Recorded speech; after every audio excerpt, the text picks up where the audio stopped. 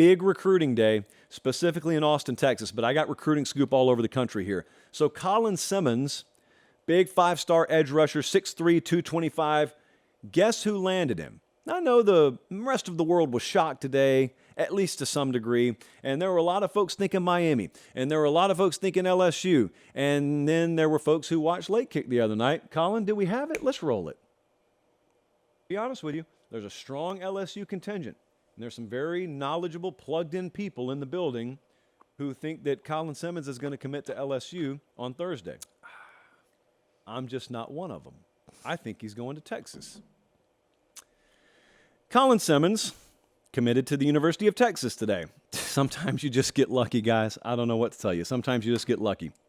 So there is an attitude out there that I want to shoot down right now. There is an attitude, a little talking point, if you will. It's pretty popular. It sounds a little something like this.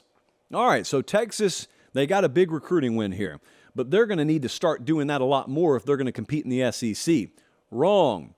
They need to keep doing it because it's in the present tense. They've been doing it the last two classes. The last two classes, they've been top 5. They've landed SEC caliber classes the past 2. They'll probably end up landing one again this cycle. This is just another win. Then you got other folks who say, oh, well, it was just an NIL win.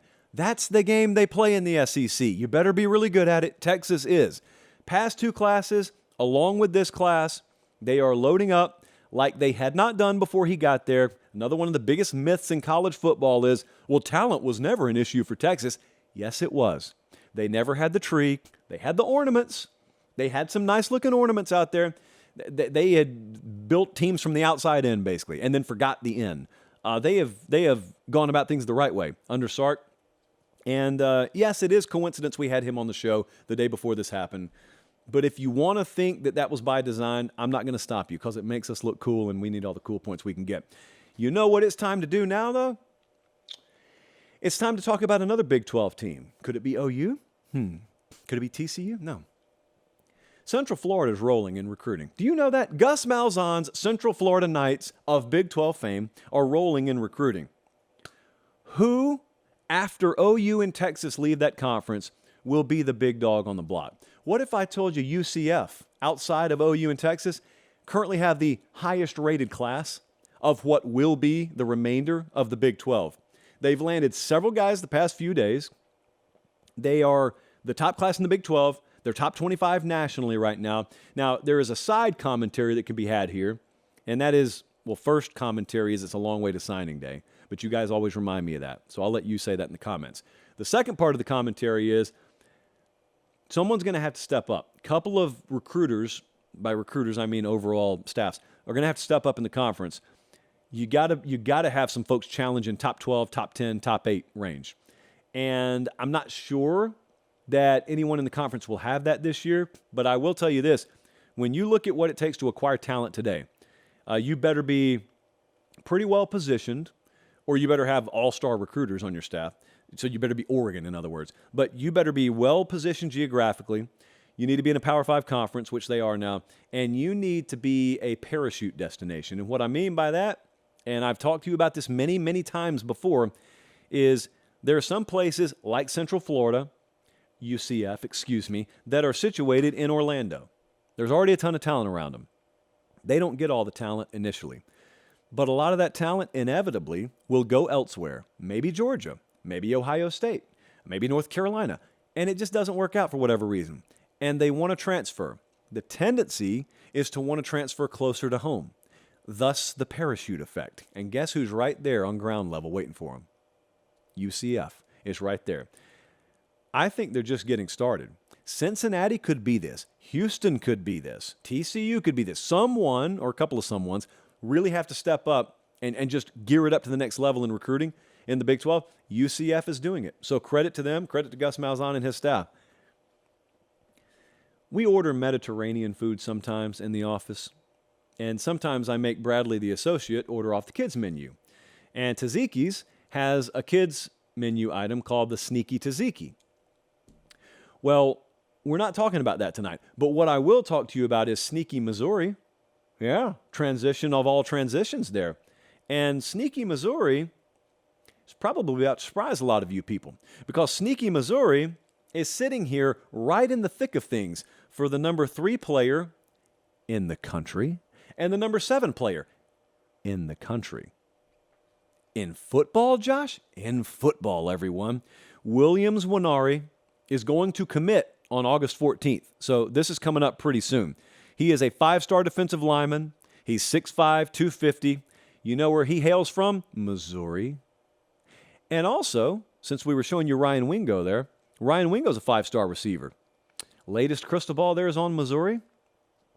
Both of them reside in Missouri. They have prioritized them. And I got to be honest with you, if I had to bet right now, I think they may land both of them. So let's just keep an eye on this because you land a couple of top 10 players. We all know what that does to your ranking. They kept Luther Burden home.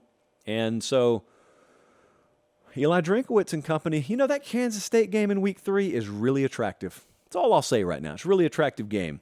Sneaky Missouri. Not just any Missouri, sneaky Missouri. Next up, Caden Durham today committed. He was also a teammate of Colin Simmons at Duncanville out there. This is a 4-star running back. Very important pickup for LSU. 5'9", 195. LSU is about to lose 3 running backs that have done things for them. None of them have quite panned out how they should have in their college career.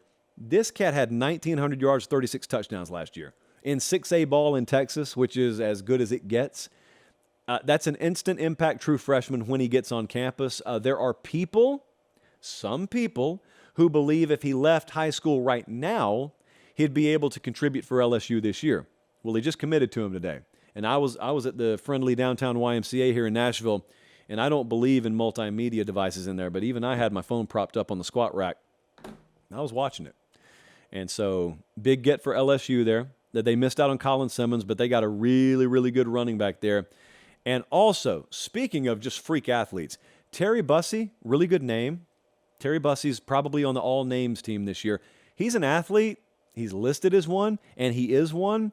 Timpson, Texas is where you can go if you want to watch him play high school football. Total freak. Like dominant quarterback, going to be a receiver at the next level. A&M is the favorite for him at the moment. He is going to also be immediate impact. Whoever lands him. You got an instant return guy, probably slot receiver guy, could put him on the perimeter, could probably put him in the backfield for all I care.